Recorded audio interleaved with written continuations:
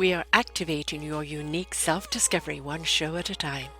The Orchard of Wisdom Self-Discovery podcast are at your fingertips, just waiting to inspire and invite you in discovering just how awesome you really are and how to navigate through life in joy, enrichment, personal abundance, in mind, body, spirit, heart, and soul. All the people we bring you are here to serve you on your journey of life. Do enjoy our next show. Good morning, good afternoon, and good evening, everybody. Welcome back to another edition of Quantum Spirituality, right here on selfdiscoverymedia.com. I'm your host, Sarah Troy, and my guest, a very intriguing guest today, is Michael Horn. We're going to be talking about aliens, the people out there that are really trying to help us sort ourselves out, but also the massive research that he's done on UFOs and also the contacts of Billy Meier. I don't know if I'm pronouncing that right or not, but Michael found previously unknown warnings originally published by Billy Meier beginning in 1951 about the unnatural man-made climate change, global warming, and increased frequency and intensity of storms, blizzards, tsunamis, and the coming of climate destruction. Michael also found that Mr. Meier was the first person to warn about the damage to the ozone layer from the A-bomb explosions and about the connection between the extraction of petroleum and earthquake and volcanic eruptions, all of which were subconsciously scientifically corroborated. Michael has been for 43 years of experience in science research and began his study and research into the UFO contracts of Billy Meier in 1979, 2004, and after 23 years of research into Meier's information and evidence sustaining his claims. Michael is also a former SETI team member, we'll find out what that is, and became the voluntary authorized American media representative for the Billy Meier contacts. And the Billy Meier contacts is that he took some incredible photography of extraterrestrials or UFOs, whatever you like to call it, and they couldn't be debunked. Especially back then. I mean, nowadays when people take things digitally, they can do so many alterations, it looks like the original. But back then, film, black and white, there was none of the technology to alter anything. And it really did raise some eyebrows and cause some conversations that were long lasting that you have now kept the conversation going now. So welcome, Michael. Thank you, Sarah. And that concludes our presentation. Okay. So UFOs. I've seen one. I'm not from this planet, that's for sure. Resistance is futile because I prefer not to be here. But we really, I got given a saying from the universe 5 years ago that the universe is going to shake us up, to wake us up, for us to step up and change it up and grow up vibrationally, but just grow up out of our pettiness. And, we're still very much for many, many people in the shaking up. And, I don't know what it is about humanity that they, until they're at Armageddon, they don't seem to get the message. And the warnings of being there for so long, but we're so slow to realize what they are. To think we're the only people in the universe, I think, is both arrogant and ignorant. And I think if we were opened up to what maybe the message is, we might just improve our standing in amongst the universal playground. What do you think, Michael? Well, I could say Armageddon, tired of all this trouble out there, but I won't say that. I will say that I think essentially what you've just said is certainly in accord with what we're talking about, and that I'd make refinements in some places in terms of what Billy Meier has taught and teaches. So if we say, just to lock in on one thing, let's just say the universe is shaking us up. Mm-hmm. Well, actually what's happening is our violation of a universal law is shaking us up. And that's the universal law, immutable as it is, of cause and effect. Yeah. The law of the pendulum. Right? So we send things out all the time. First through our thoughts, our feelings, and then how we act or don't act. And everything then creates and contributes to the collective experience and what goes on in our world. So, yes, exactly. And we are being encouraged to wake up to what is real truth and change things for the better if we can. And we desperately need to do that. I say that Mother Earth is this, the eviction notice is going to come if we don't get our act together. And, Father Universe, if people want to look at it that way, everything we know and everything we need to know is downloadable, from the universe. We can channel all of that wisdom all the time and channel the wisdom to ignite the heart, to connect the spirit, and for our minds to know what it needs to know when we need to know it. We're never alone. That knowledge is always right there, when we choose to be centered and present. But I don't know what it is about human nature where we feel we have to chase things on the outside, or where we feel that we have to deny what's right in front of our faces, and why there is such a pushback to being connected to the universe itself. I think that there are deep, let's say, unconsciously held beliefs, the accumulation of many millennia of very unpleasant history on Earth, most of which, in the terms of the true Earth history, we do not have those sources other than, in my opinion, what Meirer has been publishing, where the true history of the comings and goings of other advanced space-traveling extraterrestrial human beings dates back more than 22 million years. And many of the things that have happened even in the past few 100,000 years and less certainly have impacted us at deep cellular levels and memory levels and what have you. The beauty of the Meirer case, now you spoke in the beginning about the UFO evidence. It's phenomenal. It's singularly authentic, meaning pre-digital evidence of non-terrestrial, verifiably non-terrestrial craft, and a lot of other, artifacts, metal samples, sound recordings, all of this stuff that has contributed to the physical evidence, which has been independently, expertly authenticated. Underneath that, next level to me, is the higher standard of proof. Yeah.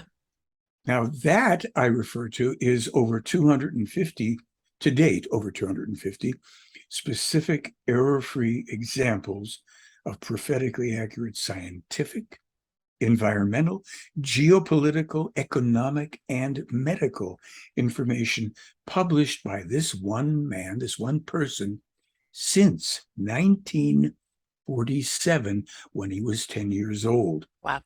We found no false, erroneous, theoretical information. Then above that, which is actually then coming back down as the core, that's what's called the creation energy spiritual teaching, if you will.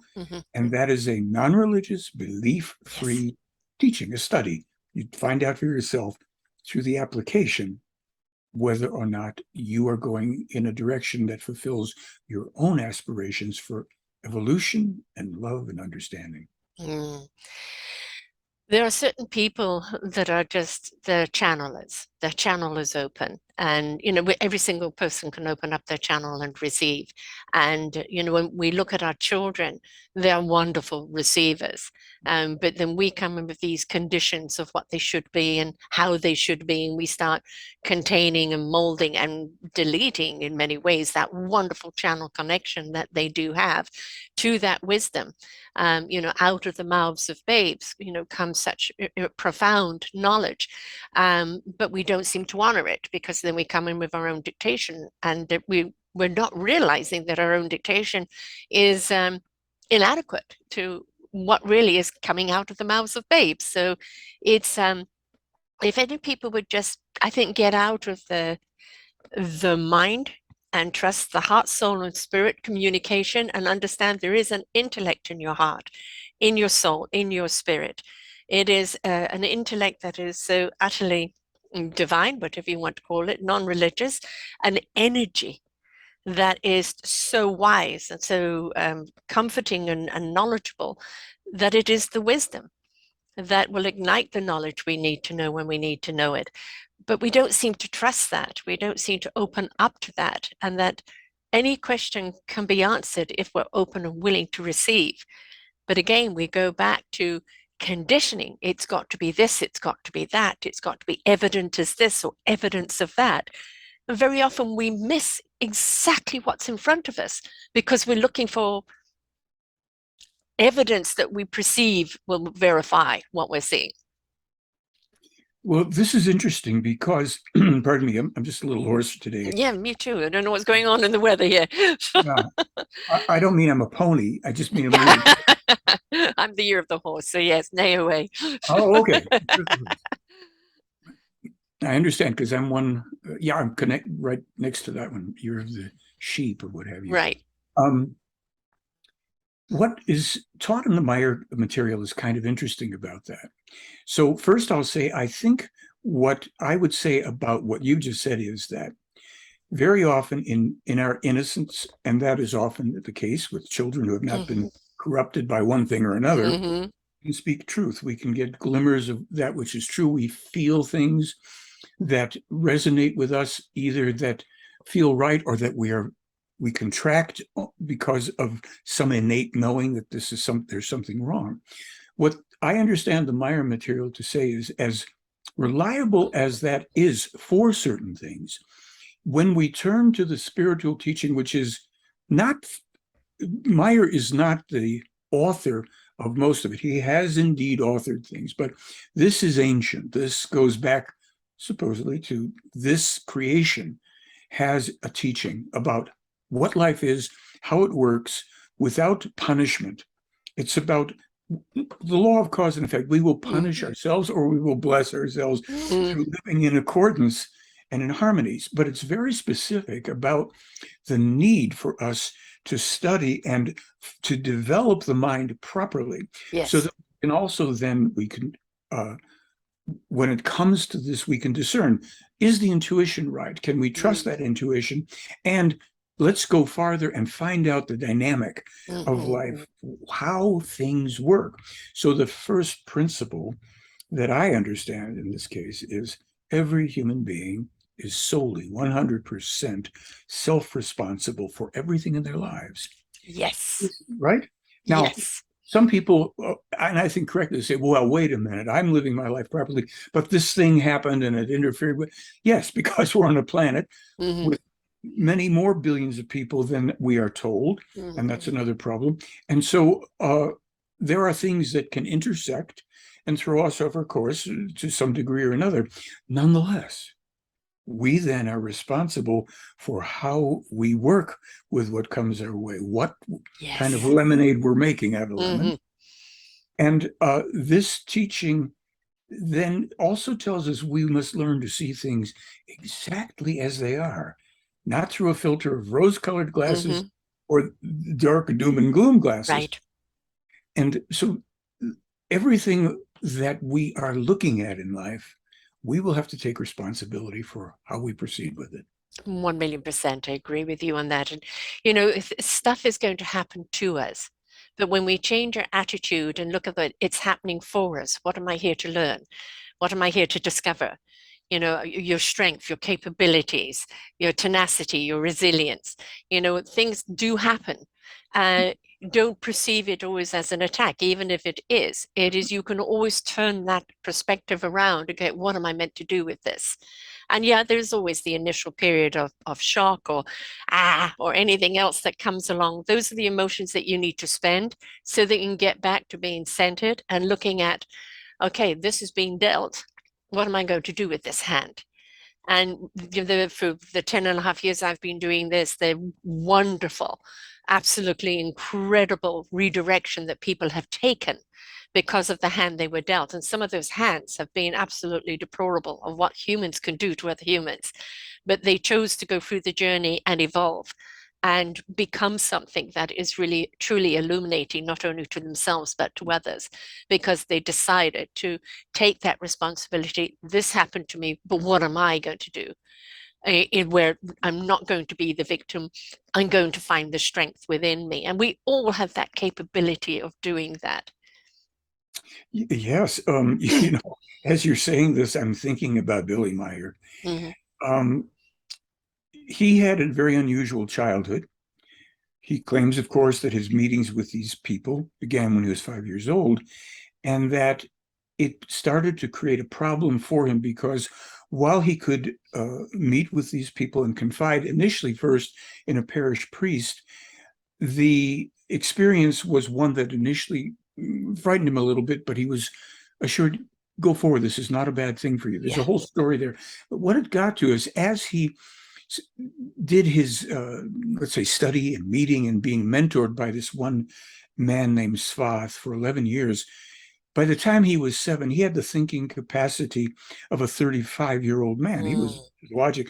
This created great problems throughout his childhood, Yes. as you might imagine, because he couldn't speak about to his Yes. contemporaries, but he could only come forward in truth, and he would confront teachers with questions, not trying to humiliate them. He Hmm. got beaten mercilessly. Oh, That's the lighthearted part of it, if you oh will. God. It was, I think, in 1963, about 10 years after he'd been forewarned, that part of his left arm was ripped off his body in a bus accident in Turkey. Wow. At the same time, when the accident took place, the bus was hit by some oncoming truck. He was thrown forward into the metal bar of the seat in Hmm. front of him and destroyed all of his teeth at the same. Wow. He was left lying in a ditch for hours because people thought he was dead until someone heard him moaning. They took him to a hospital in 19, I think it's 63 in Turkey. Uh, if I've got, I might be 65 is Hmm. more accurate. I'm sorry. There's so many dates here and they flew Hmm. out of my head. And they cut off, the bottom part of his arm that was completely mangled.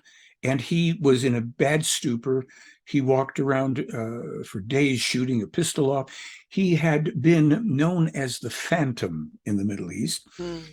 He was hired by police departments in West Pakistan and Turkey and India to bring in serial killers because through circumstances he had developed nerves of steel, Hmm. very precise use of firearms to not kill people, and all. And he had the most remarkable early life. But one thing after another, circumstances that occurred to him throughout his life, I find him to be the least self-pitying man Hmm. I've ever met. Hmm. I mean, there are things that seem to me to be just as Yes. traumatic as what he went through before. And nonetheless, it's an equanimity because Hmm. he speaks about a way of thinking Hmm. that they call neutral positive thinking, that uh, we don't immediately try to make everything good or succumb to fearing the worst. We see, again, we first see a thing as it is, that's neutrality. Then we can choose what and how we will think and do about it. And through that, I think he is a great living example of how he views things and deals with them, even though subjectively they are anything but pleasant. 25 attempts on his life, Wow. kidnapping attempts at knife point on his children. Mm. So, for his trouble, over the past 80 years of these contacts, Billy Meier has gone through a lot of personal grief and trauma, but he walks his talk. He Yes. lives, he holds no grudges against the people that have continued to vilify and attack him in many ways. So it is a good example. And one of his messages is, as you study, don't go out and lecture people. Pardon me, I have a job to do. Teach by example. So I can relay some of these things that I work on in my life, like everybody else. Right. Um, Nowhere near anywhere near the same extreme, but I was a child, a very sickly child, and I would play with my dolls and dead people.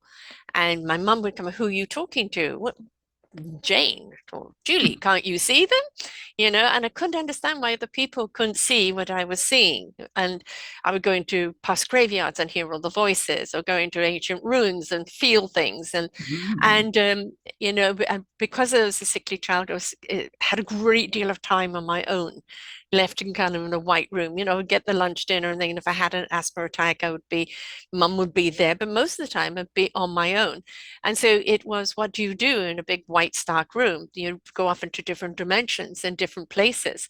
And my entire life I've always found it really, really hard actually to live a human life, because these other realms are so much more peaceful and more advanced and more intriguing, than coming back, because I feel the vibration and the anger and the thunder and the pain here.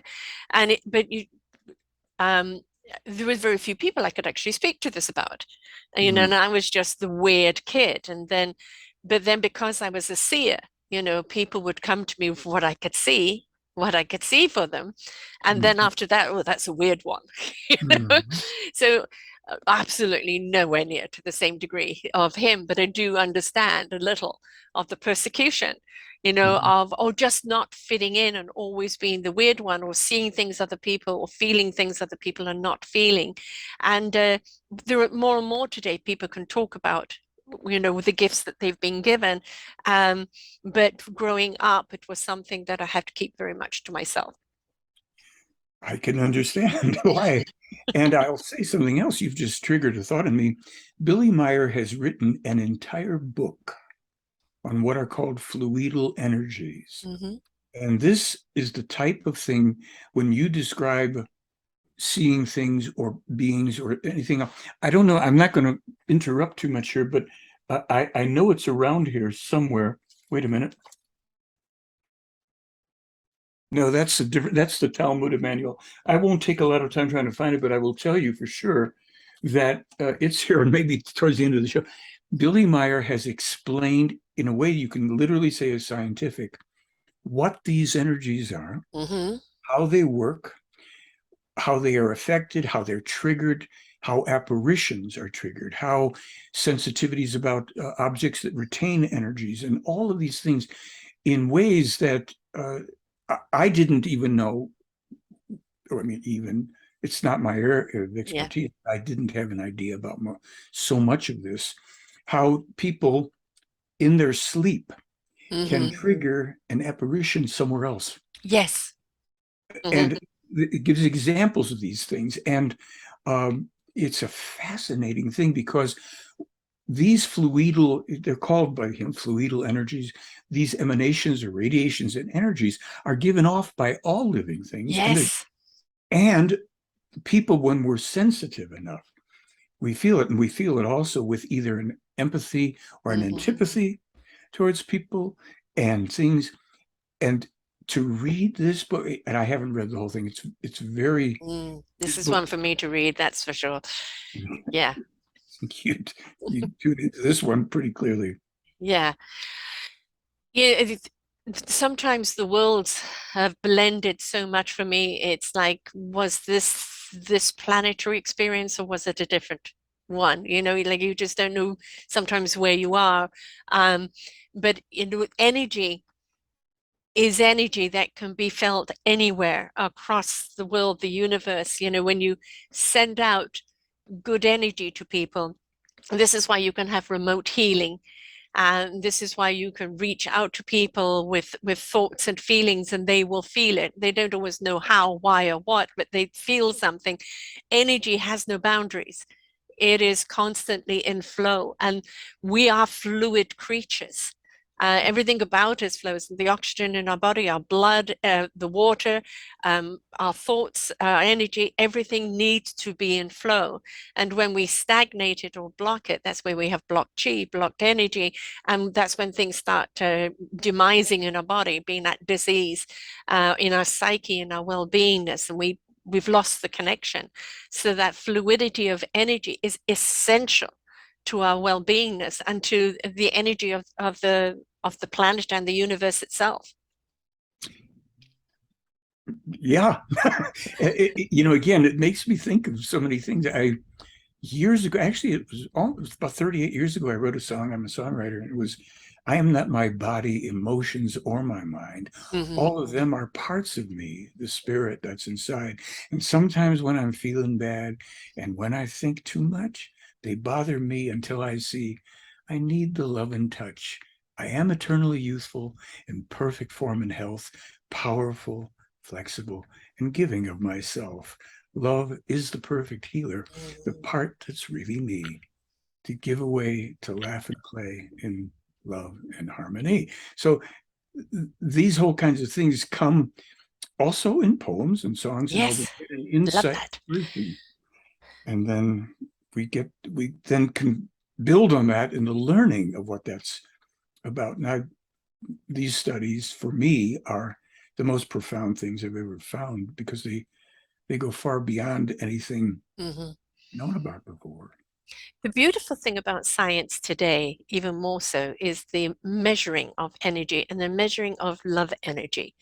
You know, the hertz that it resonates on, the higher the hertz, the higher the frequency, the higher it changes the miraculous structure within our body, minds, hearts, and souls.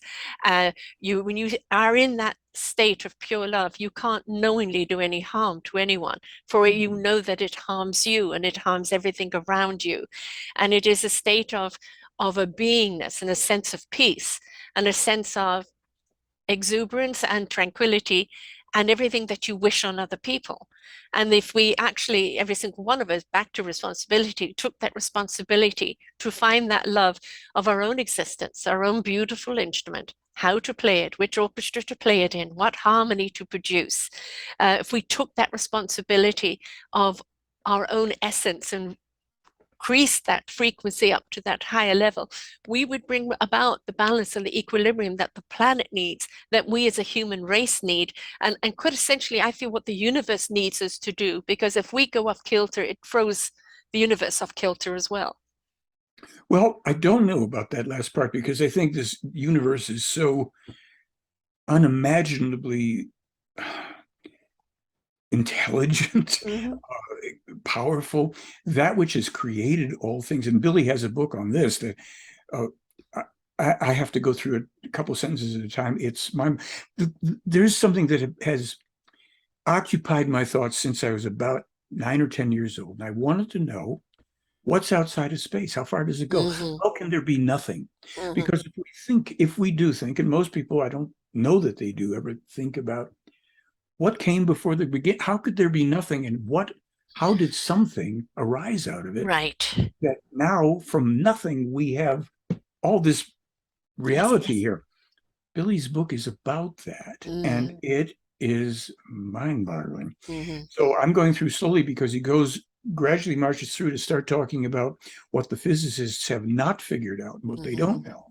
So you come back to this thing you were just speaking about, and I think Billy says something about love is the certainty of the knowledge of the Mm-hmm. interconnectedness of all. Mm-hmm. The truth. That's it. It Mm. is a one thing, but the Yeah. Yes. differentiation is necessary for evolution. Yes. He's also said the meaning of life is the evolution of consciousness. Oh, Mm-hmm. you know, so Mm-hmm. Mm-hmm. in each lifetime, as different personalities, Yes. not aware of the previous lifetimes, we have the opportunity with a clean slate. We don't come in with karma. We come in with a clean slate with things to do and to solve, and with the benefit of some of the experiences of past lifetimes unconsciously being accessible to us unless and until we become conscious of how to access this content. So it goes on. I will put a different spin on that.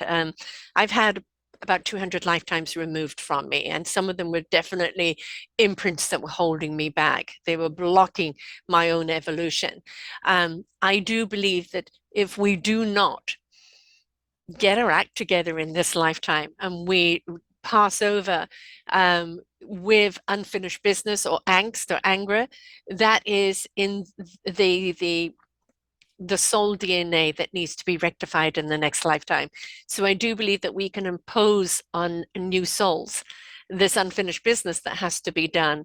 I've seen this time and time again of people that until the past lives are cleared, they're not that blank slate, and they don't know what's holding me back, what's in my lifetime that's holding me back, what is causing this, until they find that person that's able to clear them or see it for what it is. Because it's not a conscious thing, it's not an intellectual thing, it is a soul unfinished business. We have the potential to come in to be that blank slate, but very often that other issue can be there, that can be our blockage. But if we're willing to look at it and go, this doesn't belong to me, what can I do about it? And seek out the people that are very, very good at erasing that past life or clearing up that past issue, then we can move forward. But in doing that, even in ourselves, we're realizing that we are not only the human DNA that's passed on ancestral, but the soul DNA. It also, I think, allows us in our own self-discovery to discover, but what instrument am I now? What am I meant to play now? Have I brought the orchestra with me to help me in this lifetime? Or is that orchestra in the way? So there's a lot of self-discovery to actually look at the why we're here and why sometimes we have that past life with us. Is it to help us, or is it to stop us or help or impede us? Well, this brings up one of the essential elements of this teaching, which is different in many ways than some of what you've said, some of what any number of people have said. So I always say, according to this information as I understand it, here's what Meier has presented that has also earned him a lot of enmity from it. He claims that what we consider to be the soul is actually the psyche, and it's located around the solar plexus. Yes. Now, this is a plexus. This is where, in terms of the material and the kind of etheric material, we have the personality and emotions and all, many things centered and coming through and being received here. Right. There's also a counterpart to this in something called the Gemüt in German that we don't know exists. And I'm not going to go into it because I don't know enough about it, but I want to tie this into what I was starting to say. So Meier has said, here's what we need to know: where the teaching through all sorts of traditions got run askew. This thing, this psyche, aka the soul, that has all of this experience and all, is not the same, and it's transitory, but there is an element of the human being that's the immortal part, the human spirit, deep within the center of the brain, superior colliculus, I think, is where this is located. This energetic, this battery that is immortal, this is the reincarnating, evolving part. So according to this information, what happens upon passing out of this lifetime is that all of that which is in the psyche and all, as the psyche is literally dissolving away, all of the information is backed up, processed yeah, by the spirit form, but it's also then the positives and all. There are storage banks, if you will, repositories. And what Meier has said is that in each life, the positive and the negative gets completed to the degree that it does, so that the idea that we carry a specific, like a past life karma or burden, is not accurate. That does not mean that there aren't people who have certain things that they must work out in a given lifetime. If a life is cut short prematurely through suicide or through a tragedy, an accident, the reincarnation cycle of the spirit, not the soul, is much more immediate than the already, according to Meier, shortened. Here's what's said. In the best of conditions, when a human being passes out of this lifetime, the reincarnation of the spirit form for the next personality would occur in about 152 years. But because of what they call an overpopulation on the planet, producing various things, and this, of course, gets a lot of people mad, but the documentation on this is interesting. Anyway, that this is accounted for a great shortening of the reincarnation path. So within 50 years, now normally, the person personality is being formed by a reincarnation of the previous spirit form. On top of that, if there's a suicide or a premature death, then very often within a much shorter, sometimes immediate to days, weeks type of a thing, the reincarnation of the spirit to complete that life. And that can bring with it, of course, all sorts of other things. So what is different in the teaching he's brought forward and that the Plejaren extraterrestrial people brought forward is that we don't carry the burden. Now, it is a complex thing, this human being that we are.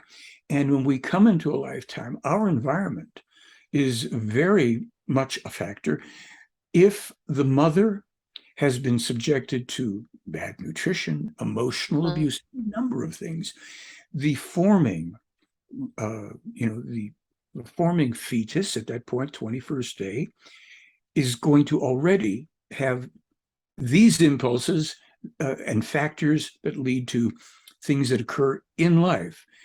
I won't go into other things about, past life readings and all, because what Meirer has said is that very few people can do that or can experience it, because what happens when we enter into looking at that, very often picking up other information, even from other people's lives, thinking that they are our own, can cloud the issue. So there's a lot of information about education and how we should deal with his psychological teaching and information is enormously profound.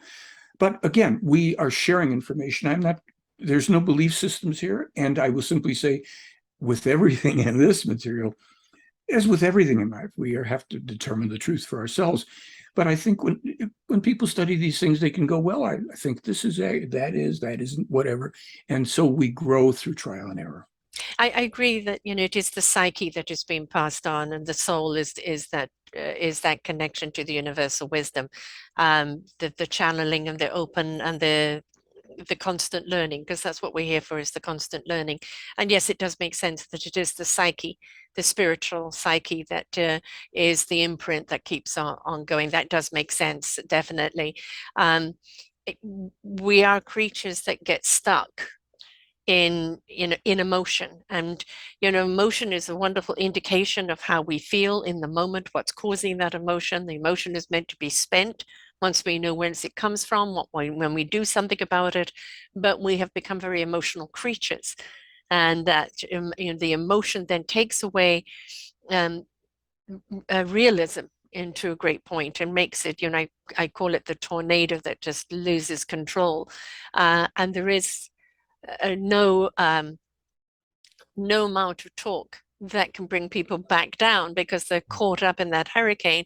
And that we back to that responsibility and that onus. We need to look at ourselves and, like, are we getting carried away? Is there emotion being fed like flames by other people? How much of this is real, or is just a human reaction to something that we're taking out of proportion? And I think we're very much, the imbalance right now is that we are taking things out of proportion, but we're also abstaining from taking any responsibility by being apathetic to everything.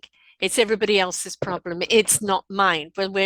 If you were here paying rent on this planet and you're attached to the universe, every single one of us, it's every single person's responsibility and issue. If we, and then there is no escaping it. Resistance is futile. We've all got to be participants of this. And if we open up to the wisdom of the universe and that knowledge, then we will be guided so much more, and not constantly be in the spiral of pain and anguish and anger and hate and everything else that seems to be so well embraced. Well, you hit on a lot of things there, and it's interesting that what you said about emotions, because I'm using the reference point of the material, and it accords very much. What Meirer said is that the difference here, feelings are one thing, emotions are different, because feelings we can more easily go to the root cause. See, according to this, feelings come from thoughts. We're usually not aware of how the process works that we have a thought, because thoughts are passing very often unconsciously, but they give rise to a feeling, a micro thought to an action or to another feeling. And all. What Meirer said is, when the emotion comes on you, it goes up, it hits the head, and people are out of control. Mm. Like you said it very well. It's a distinction that people confuse very often. And I think any of us that have had emotional outbursts or emotional things realize, and the more we become aware, how quickly we go, wow, Yes. really lost it.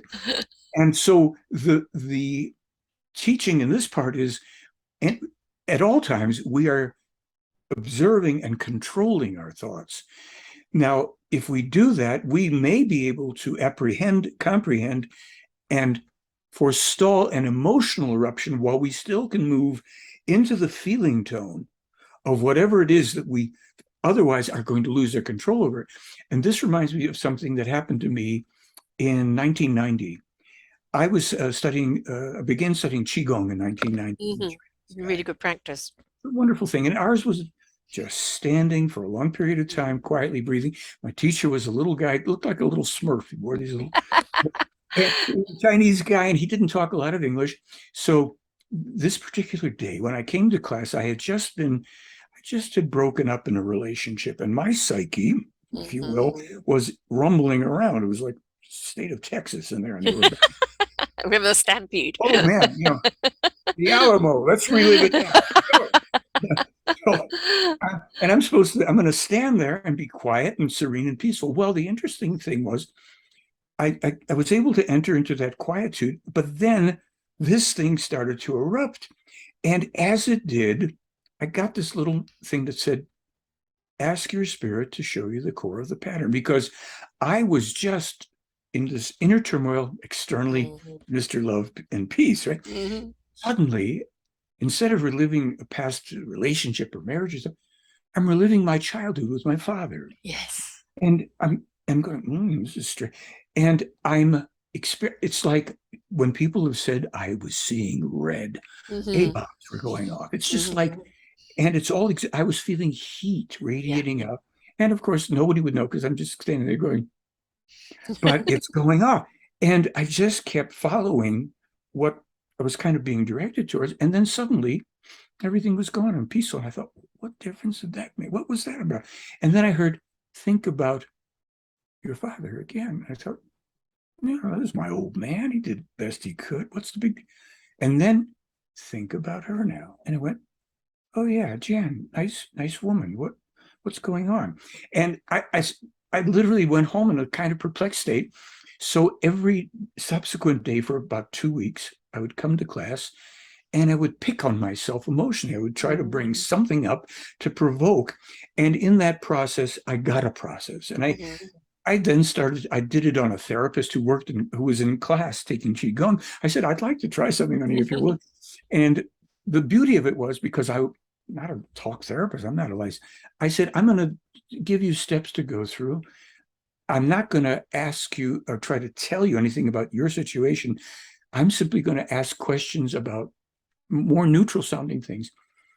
And I got this glowing endorsement from it. And I thought, well, maybe I'm onto something. So I kept doing this. And then I did a session with somebody, and this woman said, what's this called? And I said, I don't have a name. She said, call it Standing in Spirit. Okay, even though that would be shown to be a little funny later, but okay. So I started to do this, and I did workshops, and I put out a DVD. And then what I did was, this goes back then in about 2004 or 5, I said to Meirer, I created this thing. I sent him the DVD. I said, if this isn't congruent with my representation of the work, then I'll put it on a separate website. And he said, no, do that. Every opportunity. That is consistent with the teaching. And then I started to discover things like Vipassana, and this is a bit different, but people did and do this on themselves because it was the way in which you could find out what something is, where it is in your body. Yeah. And then what's the core problem, not the surface problem. Yeah. And what I discovered by going to the core, we could find out what some of the things were that we took on at a very early age. Yes. wound around ourselves to protect ourselves. We didn't have a rational mind to understand why mommy was yelling at us or why somebody yanked us on the street because there's a car coming, Junior.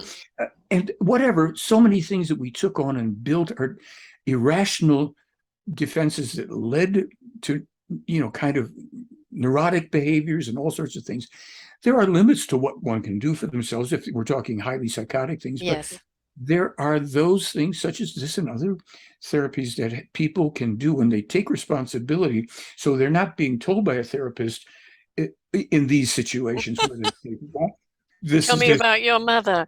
Yes. yeah, it'll come. And Yes. if we are curious, like children, about ourselves, in that curiosity, we are fearless.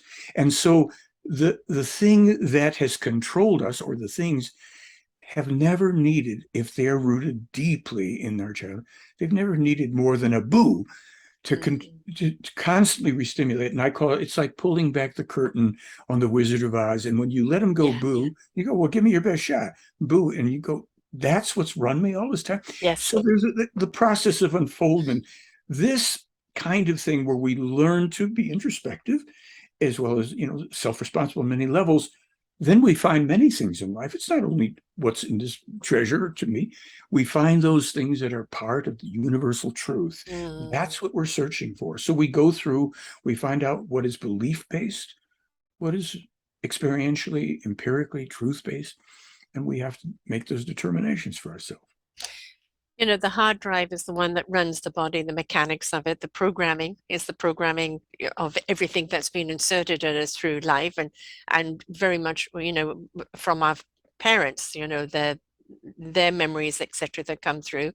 At what point is it your choice, or is it, where what you want to do? And it's only when you are present with self, being in the present, be, as you said, standing in spirit, being open, chakras aligned, everything about your body, just are.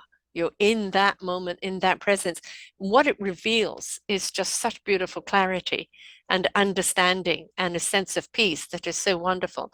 And, I have a wonderful Michel Pascal is a meditation master. He takes people into Times Square to meditate amongst the chaos, become the mountain amongst the chaos. Meditation isn't about being in the silence. Even the Qigong is about fluidity again. It's about the fluidity of the energies and the constant movement. And it's find that space, whether it's nature, whether it's music, whether it's art, whether it's writing, where it is where you become extremely present, because that in itself is a form of meditation, and it is a form of revealing. It reveals so much to you. Even if you're present at the moment, why am I so upset right now? What is going on? Is this an external thing? Is this an internal thing?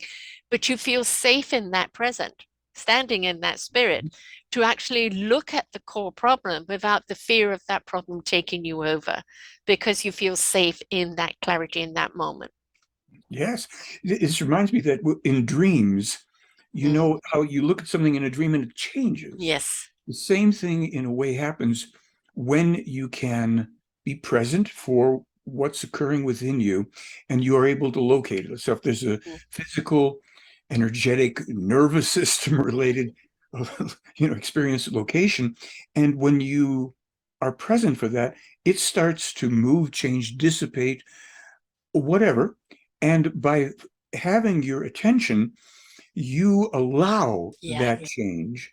And things don't always clear up for us immediately. No, There are no. layers. Sometimes they do, and sometimes. And so with my process, what I showed people was, because there's a post, what do you call it? Oh, like a post-seminar euphoria people have. And you would have that, people have that after therapies and Yes. things. So someone would say, oh my gosh, I cleared it. And I said, well, not so fast. Here's Yes. how, there's a way to know if you've cleared it or not. If something arises, and it can arise from an unexpected or an unfamiliar external or internal stimuli, the first step is to notice that you've been triggered or something's happening.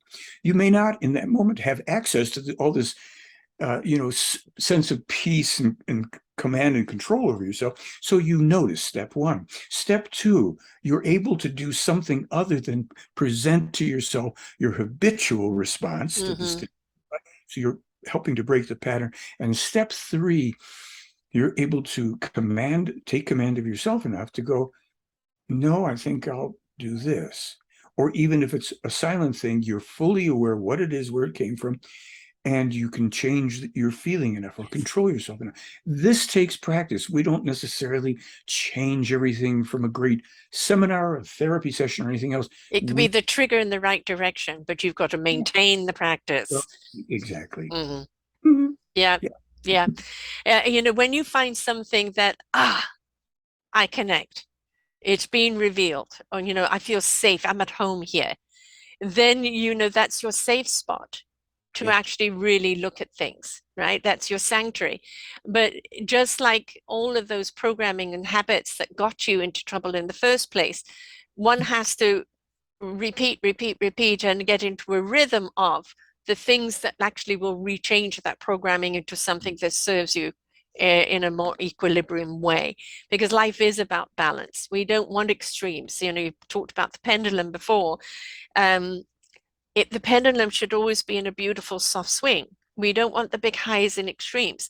When you look at people that are really living in their spirit, and there are people that don't have extreme highs or extreme lows. They maintain a beautiful rhythm, just like the DNA that is twirled, or the frequency that is constantly moving, or the ocean, or the wind, or the blood flow, or everything else. It is constantly moving in flow. And so when we are in flow, then we are more likely to be in no, right? Because we were open to receive. I want to Yeah. go to our UFOs right now. Sure. I saw one when I was a child, and my mother and I just parked at this long road of farmland, and we saw it zigzagging around the world. And both of us, very much believed in it, and it was always like, can you take us with you? Right from a very young age. Through his teachings, or through his observations, or through your own observations, do you believe that they're among us already, or that they're here? And I mean, they're here to spectate in a lot of ways, but do you think that, I feel they've got to do an awful lot of prodding to put us back on the right track, otherwise we're going to self-combust. Do you feel that, or what do you think the message is? Well, I have a lot of thoughts about it myself, so I'll give some information first. Mm-hmm. And that is that throughout history, people have seen these objects. Mm-hmm. In the last, let's say, 150 years or whatever. There have been, sightings that have accelerated and became more prominent around the time of the First World War, when the objects were seen over the battlefields of Europe. They were suspected to be weapons, secret weapons of each side, until they realized, well, they're not attacking me. Right. And then a conspiracy of silence was entered into by the higher ups, presidents and rulers of countries, when they realized these don't come from here. Mm-hmm. By the 1920s, there was work terrestrially on developing alternative craft. The Germans were among those who were pioneering this. By the Second World War, there were functional, not extraterrestrially assisted through Mm-hmm. information. Unfortunately, they gave it to the Germans, Yeah. and the Nazis came into power. So then they had to put in information to make these craft not capable of what they could have been. Right. The whole thing with extraterrestrials, Franklin Roosevelt recognized that there were extraterrestrials. He ordered his secret services, that would later become the CIA, to create a War of the Worlds broadcast with H.G. Yes. Wells and Orson Welles, under penalty of death to them and their families, to demonize anything from outside this planet. What many of us, and probably most, who've seen UFOs at times, the majority of those sightings, 80–90%, are secret military. There is a percentage that are extraterrestrial. The people involved in this case have set in motion a self-obligated mission, if you will, to work with specific people for the past 13,500 years. Very small number. Direct contact prophets: Enoch, Elijah, Isaiah, Jeremiah, Emmanuel, and Muhammad. Who are those? What? Emmanuel, the real name of the man, according to this material, who was falsely called Jesus Christ, a man for whom there is not one verifiable objective biography.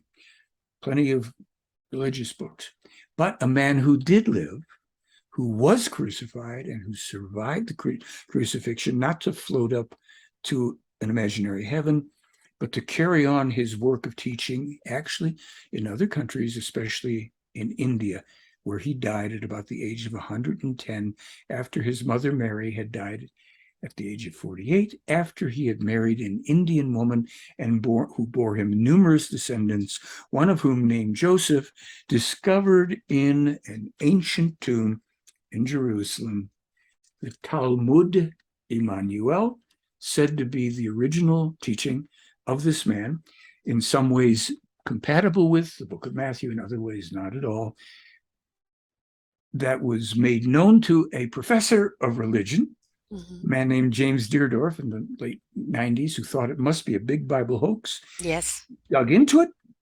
He wrote his own book called Celestial Teachings, and he concluded that the Talmud Emmanuel resolved over 350 inconsistencies in the book of Matthew, 150 of which weren't even discovered or talked about till after these texts had been discovered. And of course, this has provoked a controversy. So this comes back really to what you're saying, prodding us.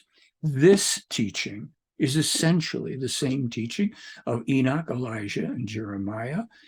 Even Muhammad, who was didn't marry 9-year-old girls and all that, was a contactee person. The Quran, I'm sorry, is not the teaching. This is the teaching. And Billy Meier comes forward because he was a co-discoverer, along with a former Greek Orthodox priest, in the outskirts of Old Jerusalem. And once again, they say, here it is. There are no beliefs in this book. There's no beliefs in any of this material. Read it, study it, and they have given us so much prophetically accurate scientific, environmental, geopolitical, the warnings about this war with Russia that date back to the 1980s, the warnings about COVID from 1947 and 49 and 89. We present this information, and I've been taken off of YouTube, one of my videos, for doing so, for people to look, because what they've warned us about, what's coming, some of now unstoppable, but we must learn to prepare and have healthily interdependent relationships, cooperative with each other, and to work with people of like mind. They don't have to be following this book or anything else, just to realize, and you touched on this in the very beginning, and this is about a world that gets unified. It's going to take a long time. We start now. We prepare in every way. We work in harmony and compassion and love with each other. We don't beat each other over the head because we believe this and they believe that. We don't believe anything, but that's okay. People would think we do. We stand for love, peace, freedom, and harmony. Let's get there. And then we won't have these divisions that are so toxic. You know, quite honestly, it is love. You know, it's a very simple concept. It is wishing love and joy upon each other, in being support of each other. It isn't about competition or comparison. It is about collaboration and cohesive unity, and realizing we're so much stronger together, even in our different beliefs. You know, I'm a True Colors coach, the 4 key personality traits, and you know, I'm a very strong one, which is a very spiritual blue one, really, you know. But in any organization, you need all personality representatives there, because each one of them sees things from a different angle. And to get the whole picture, we need to have the different points of view. So instead of arguing about the different points of view, why not listen to the different points of view to understand what they're seeing and how this creates a whole picture, so it can be clear for everyone, right? And we've become so polarized. If you're not this, then you're that. And you know, and that hate rhetoric, which we've got to understand there are conductors out there stirring up the fear, stirring up the hate, to stir up the division, because that's their way of controlling you. And there we have to take that responsibility and ownership ourselves of what fear we're buying. And if we step into the state of just simply a love vibration, kindness, caring, compassion, consideration, collaboration, it will equal that love, where we can realize all solutions can be found in that state of beingness. And there isn't that division. I may not agree with your point of view, but I don't have to hate you for it. I don't have Mhm. to go to war for it, Mhm. right? It's just that ain't my cup of tea, right? So that's okay. We're allowed to have the different opinions, but it's when we start lording over other people what those opinions should and should not be, that's when we run into trouble. So yes, I agree with you that the shift is happening, and it's happening more and more in people from all walks of life waking up to suddenly becoming channelers, or suddenly understanding the love vibration, or becoming healers, or becoming awakeners. And they've come from this world. They had a beautiful cosmic 2x4 that redirected them, that took away the world they knew and put them on a different path of their own truth, their own meaningful purpose, and truly what it is all about, the unity of love. We're seeing that more and more and more. And I've had the pleasure of 10.5 years of inking considerable amount of them. But we don't see this on CNN or Fox News, because they're all about the other side of the coin. And so the message is done through the medium of podcasts and books, and people willing to share openly, vulnerably, and in ownership of who they are, without the fear of what anybody else will think, right? And that, I think, is the turning of the tide. But like the Celtic rune had glass, you have to have disruption before you can find clarity. And I think we're still very much in the disruption stage. Well, politics is one of the main causes. Politics Yes, polarizes people very yes, poisonously, yes. and it's a deadly instrument that Americans, well, Americans are. Worldwide, but American especially, yeah. So the thing to me is, if we can find the true universal principles of life, the Yes, love, peace, freedom, and harmony that we aspire, and we have people that we disagree with in other things, if we overlap and we agree on those principles, we will disagree maybe on how to get there, and we have to yeah. iron it. But this is what you're talking about. We must learn to cooperate and not to demonize each other Mm. and create this poisonous thing, the extreme left, the extreme right. There should This is something that it'll take a long time for human beings to give up politicking, which is not the art of the No, possible. It's the art of advantage, and it always produces losers who will then become resentful, etc. So I don't have to say more about that, I'm sure. right. No, the proof is very much in the pudding. So, and the pudding's been thrown at us. So, and again, it is again, we see an awful lot of people abstaining from, politics, this, that, etc. But that we still have this voice of freedom to vote, and by not voting and abstaining, we're letting the wrong people in as well, and it's holding people accountable. We've got to remember those politicians are servants; they're here to serve us. So we've got to remember that. But while we're pointing a finger, there's three pointing back at us and saying, well, what are we doing? How are we feeding it? Are we contributing to the problem, or are we actually being a part of the solution? And that is our choice. And, being open to the fact that we have been watched for a very long time. And I believe very much that many have been visited with the information of what to do. An awful lot of people are conduit writing now. I don't know how this came through me, it just did, and the whole thing revealed, and everything that's been revealed is something the world needs to know. It's coming through people in so many different ways. And if we're open to receive, we're open to see things differently, and therefore act differently in order to bring about that balance. But we must be open. We must be open. Just because we don't understand it in our own little minds doesn't make it not true.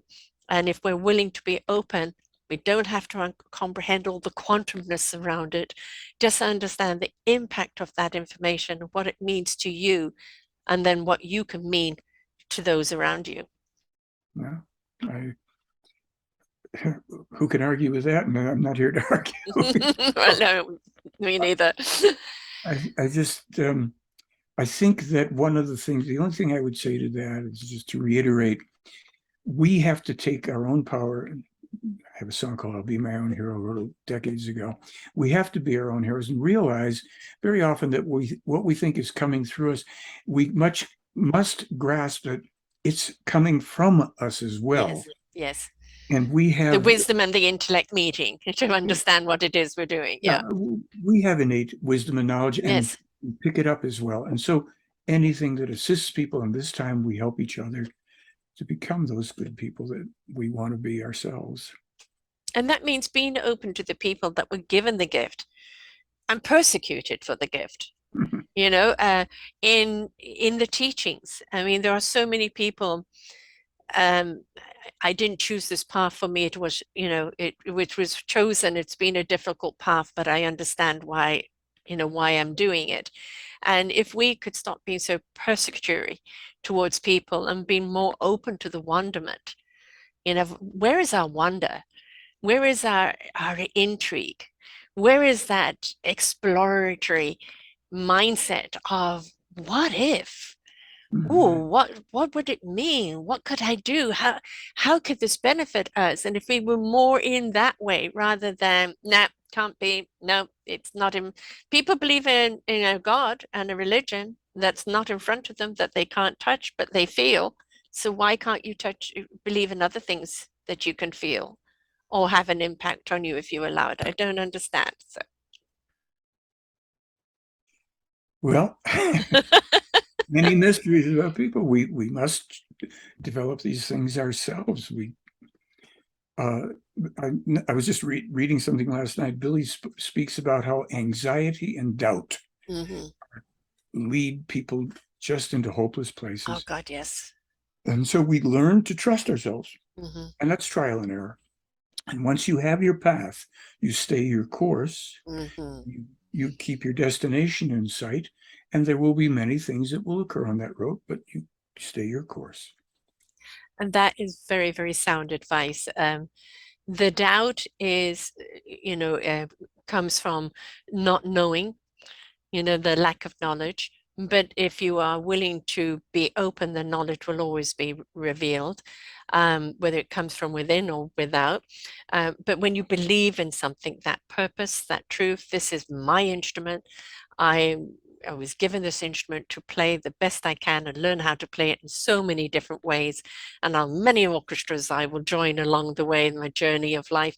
If you are true to your instrument, because that's your core, that's your compass, that's your generator, it will always lead you down the right path. But yes, the doubt creates anxiety, creates depression. I've been through that a lot in my life because as a spiritual person, again, I found it very hard to live the human life. And that's where the doubt and the anxiety and the depression was.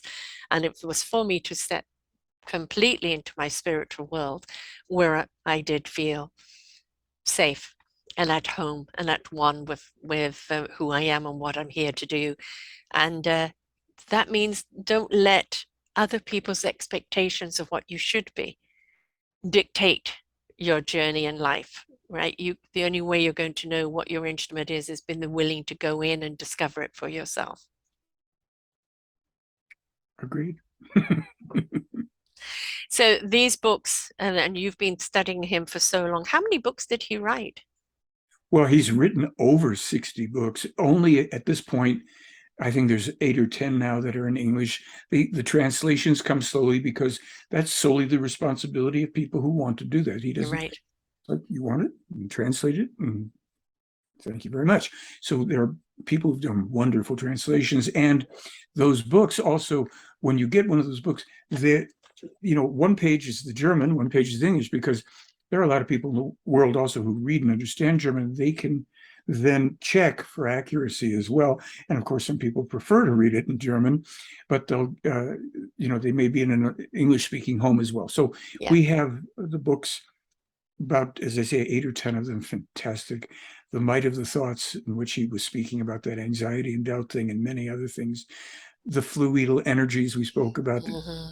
Introduction to Meditation, Mm-hmm.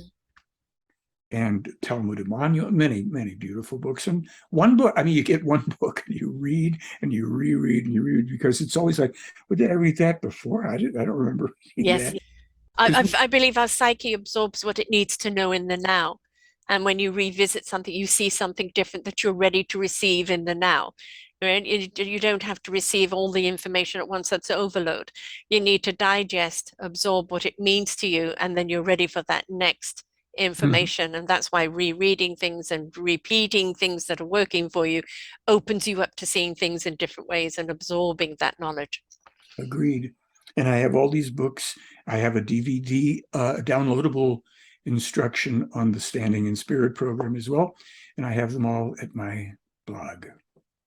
And how many books yourself have you written? I've written 2 short little books. I wrote one called Future Self, which came from an experience that I had in 1972, where I literally heard, I am your future self come to you across a bridge of time, that you may know you're an eternal being. You and others like you may know you're eternal. And then all this information came on very specific healing technologies. 1972, I didn't know anything about it. Uh, One was based on how we would learn that all the organs had frequencies to them as Mm-hmm. well, and we would be able to measure these things as we do now with biofeedback, as we were able to then. That the healing of the future would have a lot to do with light and sound applications to the body. Tesla, yes.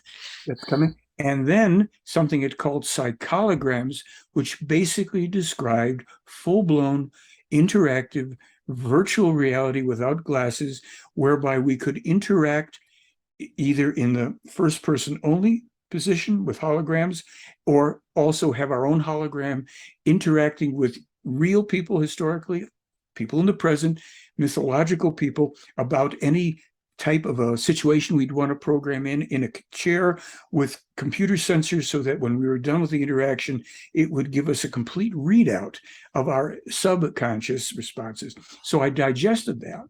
I Ah, created a program in this book, a short little book.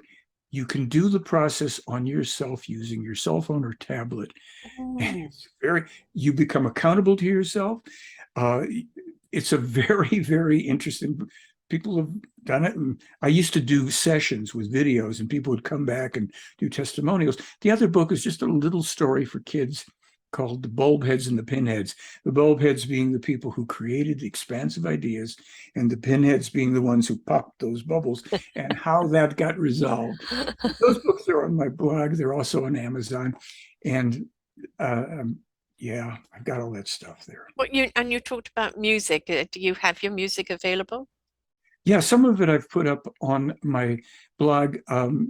I've I have some recordings of songs by other people. I have some by me, but I've had to put so much on the back burner in my life from when I found the material, and I was a single father and all this stuff. So yeah, and I've got a song I was going to send you called Earth Changes. Mm-hmm. Earth Changes, you're cracking me up. I'm starting to hear about all sorts of weird stuff. It's the bombs, it's the comets, it's the dark days upon us, or so say the folks, who quotes Nostradamus. And it goes on from there about how the Earth changes turn into something positive if we decide to do that.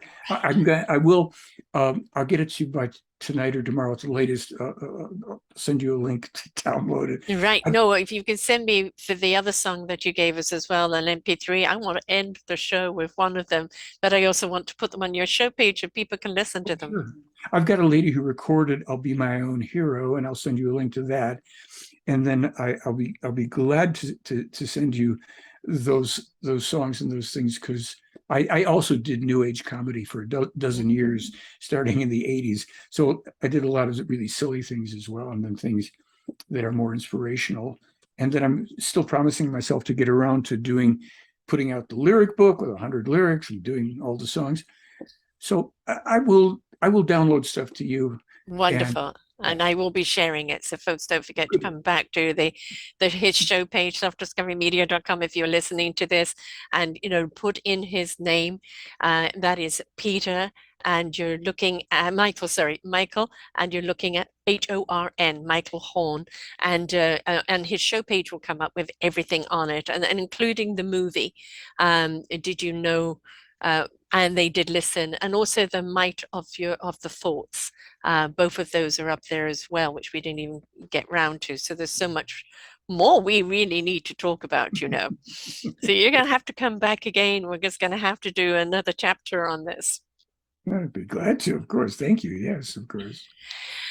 So, and of course, they can reach you. Your two sites that I've got here is the theyflyblog.com, and the other one is just theyfly.com. Yeah, that's the old. And the film is And Did They Listen? And you're also on social medias. They Fly blog. I've got that. The Twitter, Michael, 1812, and 8. Oh, right. Sorry, 812. Yes, taking your L there. You're on Facebook, and you've got your own YouTube, and so people can find you all there as well. And don't forget to kind of comment the conversation.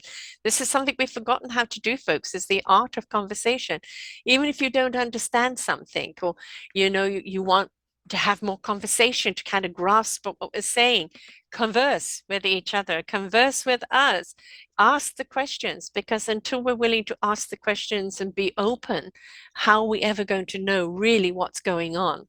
So we can't go la, la, la, la, la, right? We've got to be more open and receptive to what we need to do, not only to save the planet, to save humanity, but I still feel that there's a plan that they have there that in saving us, it's very important. And what that reveal is of why it's important to save humanity, I don't know. But that's the message I've been getting. And we are not only the problem, but we are also the solution. So let's choose the solution, step into love, kindness, caring, and compassion and harmony, and we will actually see it's a much better tune than what we've been playing. Thank you so much for sharing with us, Michael. My pleasure. Thank you, Sarah, for having me on. My pleasure. And I do want you back again. So folks, not only, this show, listen to it, look at all the material, look at the material of the gentleman that he's representing here, the whole thing, the Meier thing, the photography that he's got on this is absolutely amazing. We're broadening our whole mindset here to understand there's so much more going on out there than we know. Stop being afraid of it. Be intrigued. Learn why, what, how does it apply to us, and stop running, but run to rather than away from. So until next time, folks, bye for now.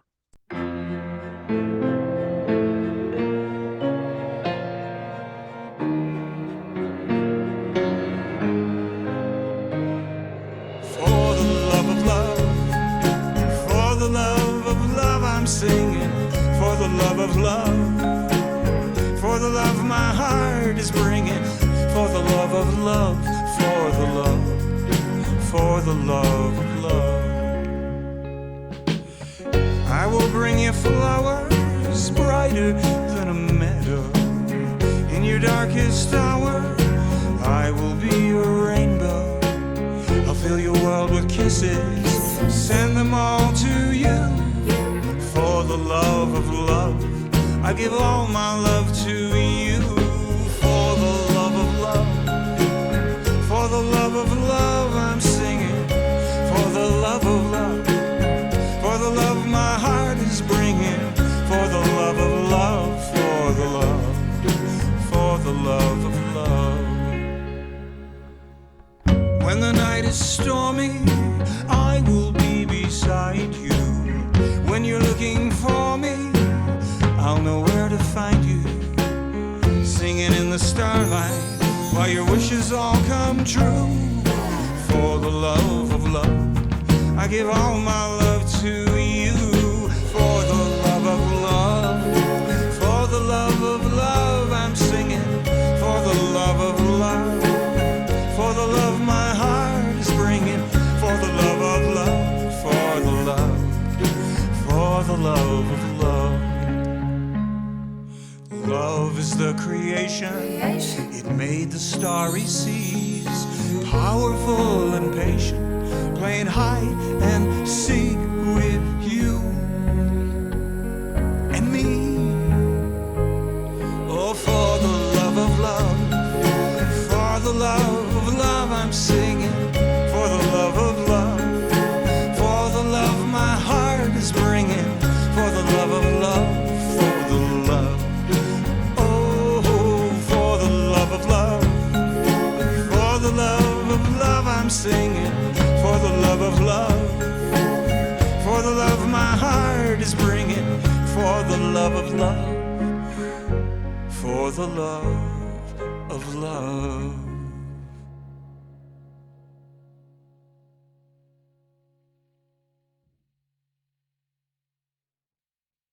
We hope that you enjoyed the show.